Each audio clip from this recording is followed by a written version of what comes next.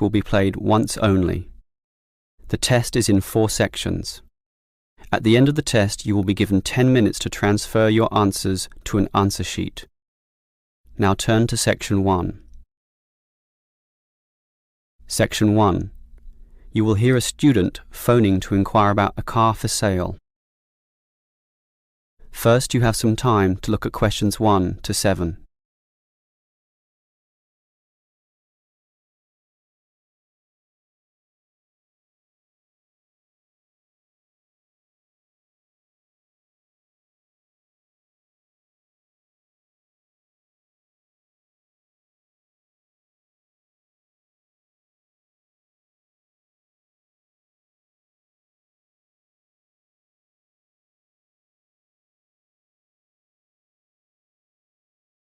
You will see that there is an example that has been done for you. On this occasion only, the conversation relating to this will be played first. Hello, can I speak to... the advert doesn't give a name. Well, the name is Bob, and I guess this call is about the car I'm selling, right? Yes, my name's Francis, and I'm definitely interested. The car owner's name is Bob, so Bob has been written in the space. Now we shall begin. You should answer the questions as you listen, because you will not hear the recording a second time. Listen carefully and answer questions 1 to 7.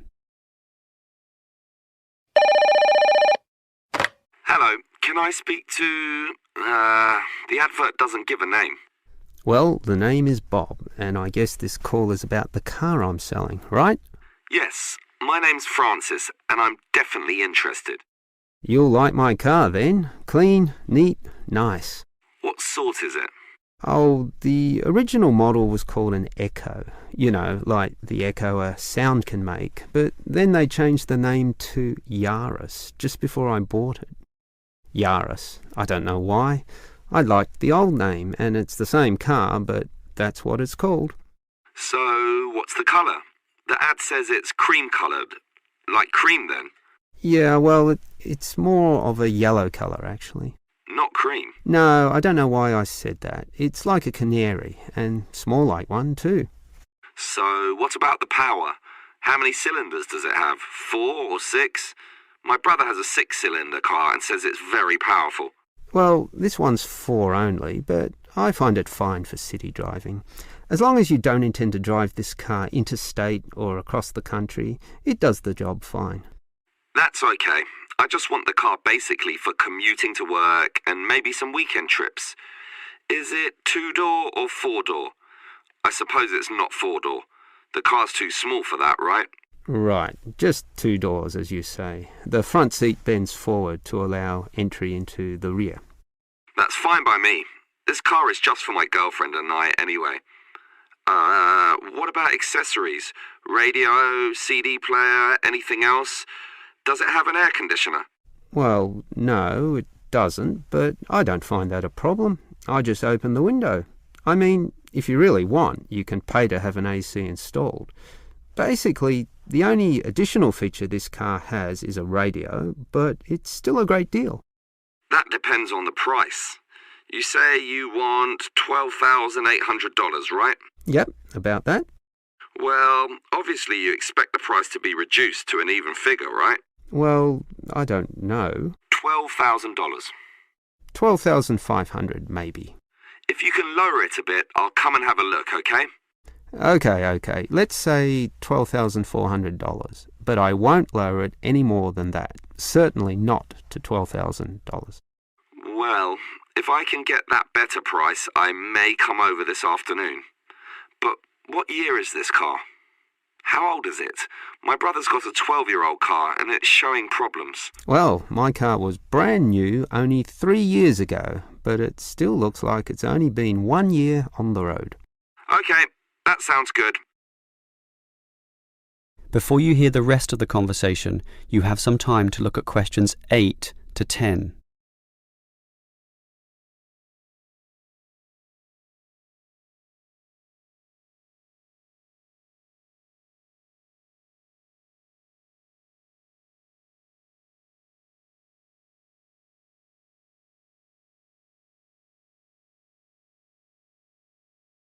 Now listen and answer questions 8 to 10. Can I just ask a few more general questions about this car you're selling? Sure. Can you just tell me why you think it's such a good deal? Of course, I won't necessarily believe you, but just tell me what you think. You can believe me. I honestly think this is a nice car, well worth buying at the price I'm asking. How much registration does it have left? To be honest, not so much, but I think having lots of registration is irrelevant. It's the car you're paying for, the quality and advantages of the engine itself. Well, what about that then? Okay, many people like to accelerate down the freeways, right? There are a lot of speed demons out there who think quickness is all that matters, but basically, people are mostly trapped in city traffic. So one of the things I like is that because this car is small, you can put it anywhere. Say you're in the city wanting to duck into a shop. Well, you can fit this car in any little space while you go shopping or do other things, and that saves you a lot of time. Yeah, but it's not that powerful, right? Oh, sure, the feel of a smoothly purring 6-cylinder engine attracts many people, but I compare my car to those small football players with the tight turning circles, those who can run rings around the larger players. This car is like that. It can turn this way and that way, dodge here, duck in there, sneak around corners, squeeze ahead and grab a position. That's also very useful when travelling in city traffic. Okay, I'll think about it. Sure, think about it, but all these advantages are sound and appeal to other buyers as well. No one holds the same car forever, so you can say exactly the same things that I just said when you want to sell the car. That will make it very easy for you to pass this car on to the next buyer. Yeah, maybe you're right. That is the end of section 1. You now have half a minute to check your answers.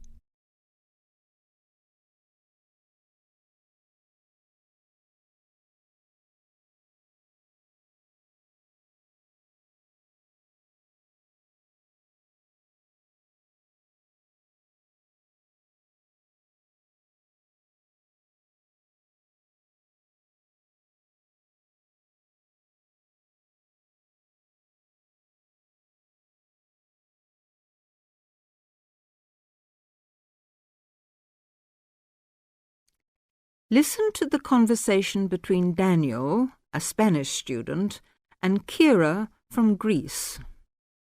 Kira is asking about medicine for a cold. And then answer the following questions.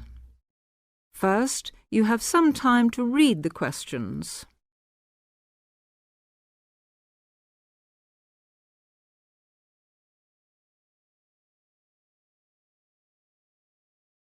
Now, listen to the conversation. Hello, Daniel. How are you? Not so bad, thanks. What about you?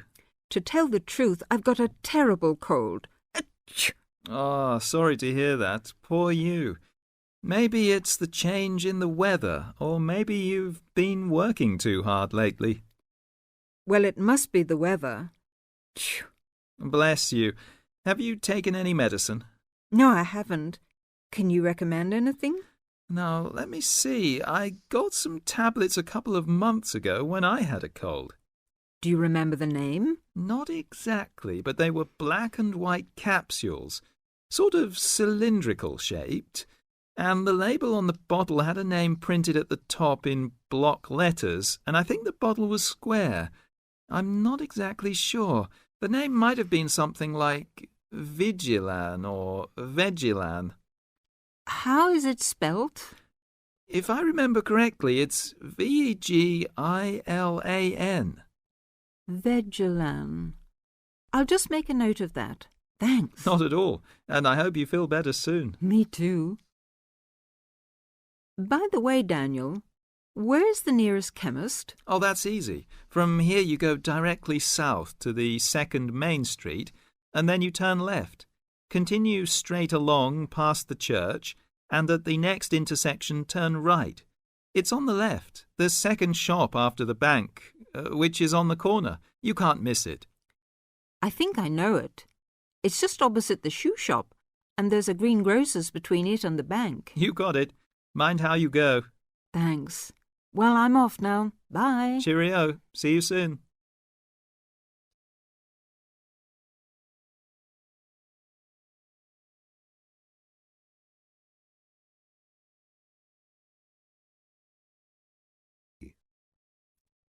Listen to the following interview and answer the questions with no more than 3 words. First, you have some time to read the questions.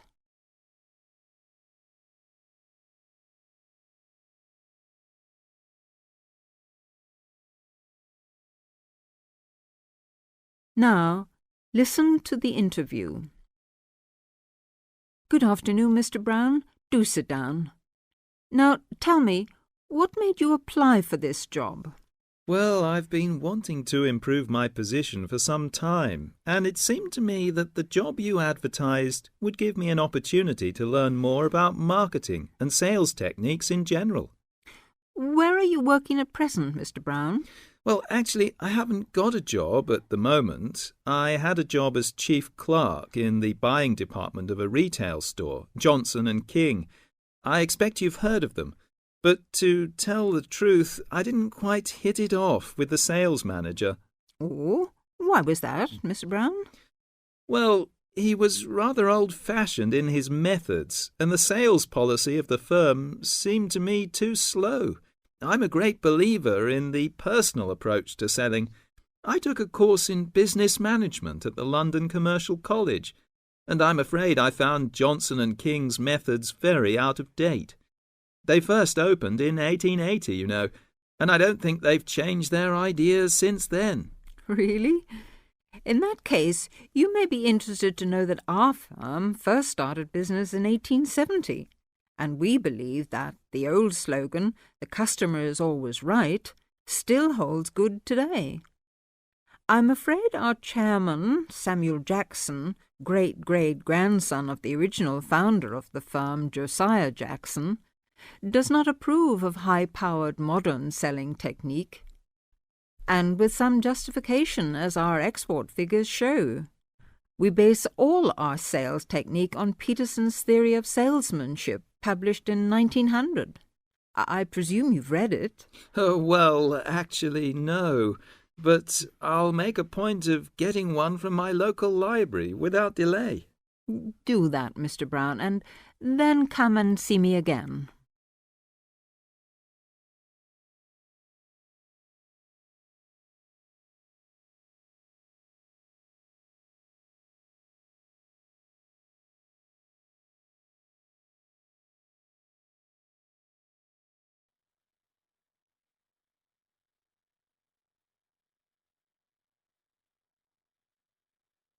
Now turn to Section 3.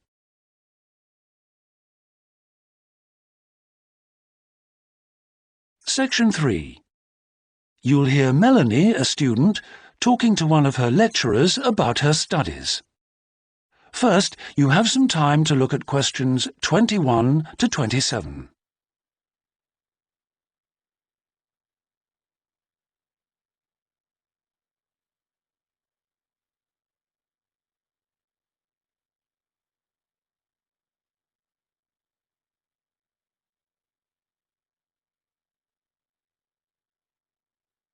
Now listen carefully and answer questions 21 to 27. Excuse me, Dr. Johnson. May I speak to you for a minute? Sure, come in. I'm Melanie Griffin. I'm taking your course in population studies. Right. Well, Melanie, how can I help you? I'm having a bit of trouble with a second assignment, and it's due in 12 days. What sort of trouble are you having? Is the assignment question a problem? Well, that's part of the problem. I've been having trouble getting hold of the books. I've been to the library several times and all the books are out. Sounds like you should have started borrowing books a bit earlier. Well, I had a really big assignment due in for another course, and I've been spending all my time on that, and I thought... You might get an extension of time to finish your assignment for me. If that's possible, but I don't know... Well, yes, it is possible, but extensions are normally given only for medical or compassionate reasons. Otherwise, it's really a question of organizing your study, and we don't like giving extensions to students who simply didn't plan their work properly. What did you get for your first assignment? I got 87%.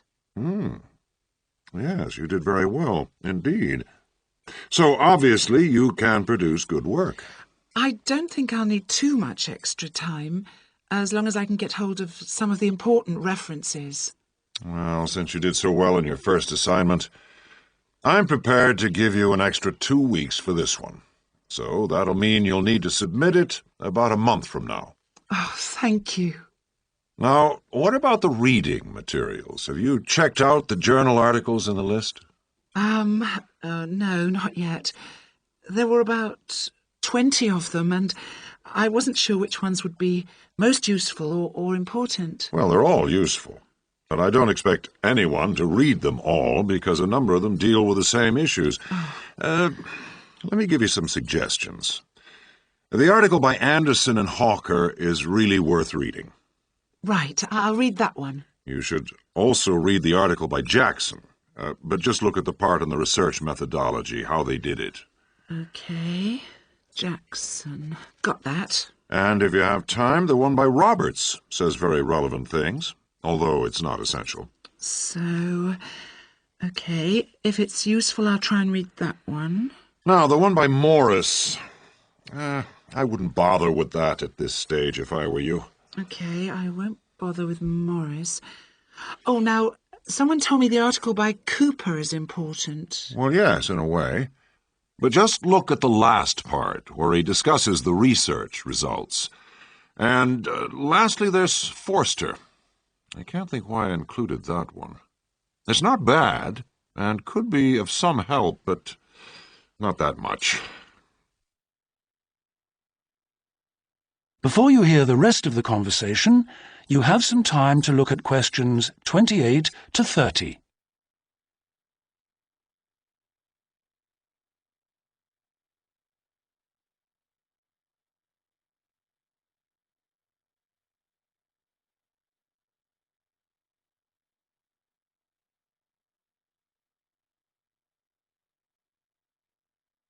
Now listen and answer questions 28 to 30. Now, let's deal with the assignment question. What's the problem there? It's the graph on page 2. What seems to be the problem? It's just the bar graph showing reasons why people change where they live. Well, I've got a photocopy, but the reasons at the bottom are missing. Ah, okay. Look at the first bar on the graph. Now, that indicates the number of people who move because they want more space. Oh, I see. Bar 1. Okay. Now, what about the next bar? Bar 2 is to do with the people living nearby, disturbing them. So they chose to move away to somewhere quieter. Now let's look at bar number 3. Another reason people change their place of living is because they want to be closer to the city. Okay. Proximity to the city is an issue. Now, bar number 4 refers to problems when the owner of the property won't help fix things that go wrong.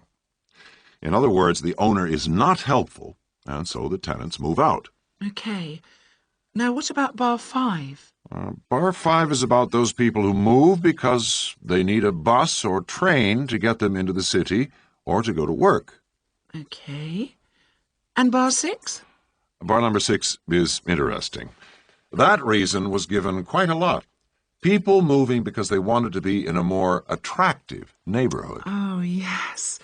Thank you very much.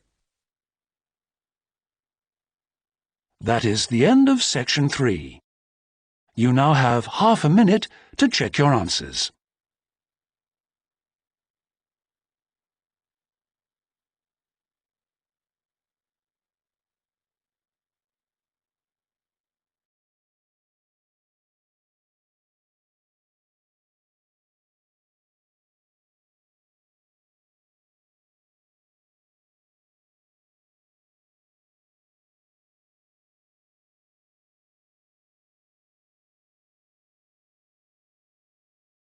Section 4. You will hear a lecture about Crocodilus niloticus and its living habits. First, you have some time to look at questions 31 to 40.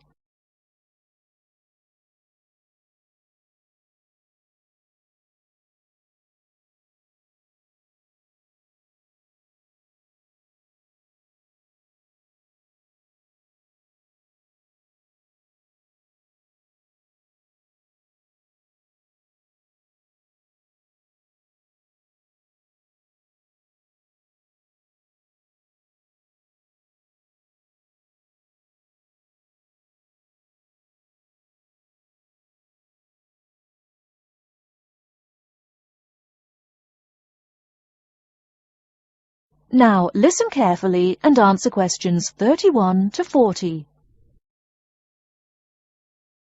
Good morning. Today we will continue our study of Crocodilus niloticus by talking about its living habits.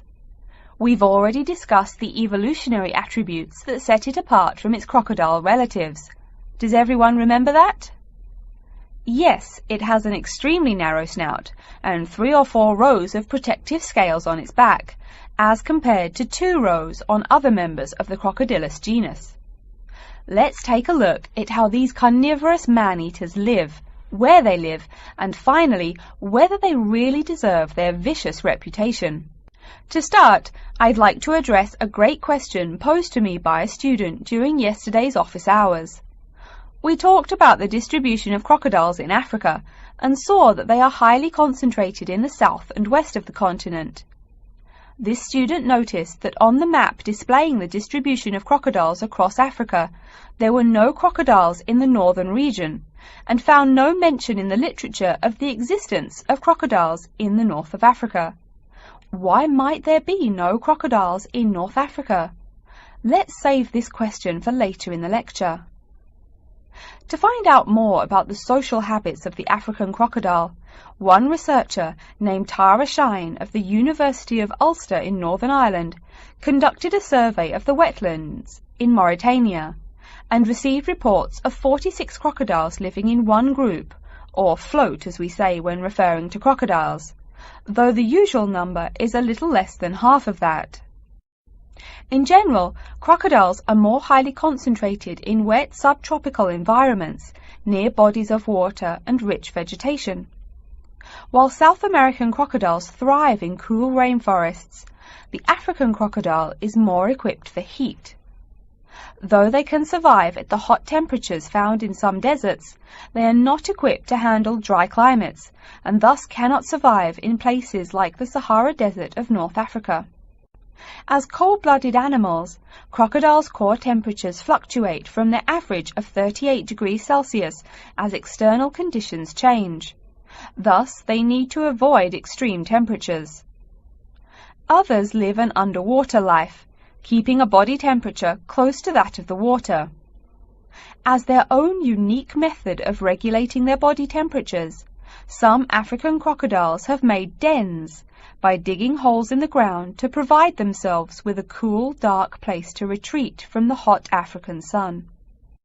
Speaking of the hot African sun, let's go back to the question asked at the beginning of the lecture. We know that there used to be crocodiles in northern Africa, yet today there are none. What are some possible explanations for this?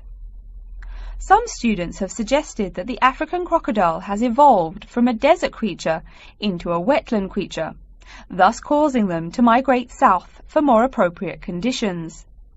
Others presume that the crocodile was hunted out of northern Africa by a fiercer predator. While these are intelligent guesses, the real story is a little bit different. The key to this migration is that the Sahara Desert did not always cover the north of Africa. About 8,000 years ago, the land was fertile wetlands, perfect for breeding crocodiles. Over time, though, the area dried out and the wetland slowly turned to desert, leading the African crocodile to migrate south to the marshlands they call home today. Some crocodiles did, however, adapt to living in dry conditions. In Mauritania, some crocodiles have learned to survive in an area where they can go up to 8 months with no water, by spending the driest of times in what's called a torpor, or short period of hibernation. To utilize every bit of rainfall, these desert crocodiles dig underground caves that collect runoff, thus staying cool and hydrated. During the mating period in November and December, males attract females to their viciously protected territory through a number of behaviors that range from snapping their jaws all the way to sending infrasonic pulses through the water. Afterwards, the female digs a hole up to 60 centimeters in depth to store the eggs for an 80-day incubation period.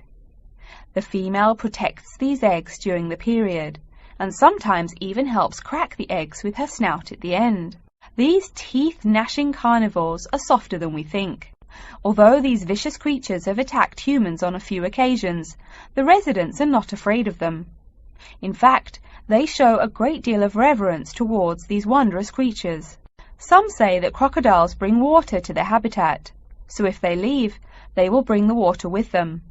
Obviously, this is not true, but it demonstrates the admiration the inhabiting people have for crocodiles. Generally, crocodiles do not predate on humans. They attack when humans populate the crocodile's habitat, instilling fear and uneasiness in the crocs. Like any other species, crocodiles are known to attack when feeling fear. There's still a lot more to be discovered about the African crocodile. Researchers want to know more about the population size, how many crocodiles inhabit Africa in all, how they form separate floats, etc. There is still also much to learn about migration patterns and relations to other populations of crocodiles now found in other parts of the world. Next time, we'll examine a few specific case studies of crocodile populations.